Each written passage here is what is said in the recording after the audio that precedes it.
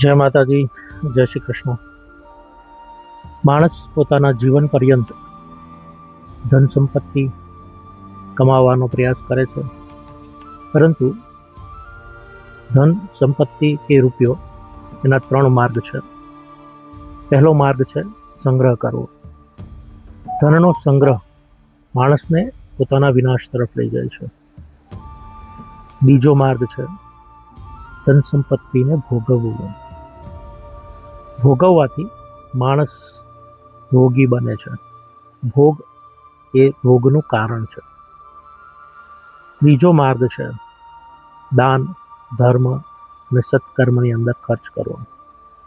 આ માર્ગથી માણસ પોતાના આત્મસંતોષ પ્રાપ્ત કરે છે, મનની શાંતિ પ્રાપ્ત કરે છે અને મોક્ષ પણ પ્રાપ્ત થાય છે. તો આ ધનના 3 માર્ગ છે.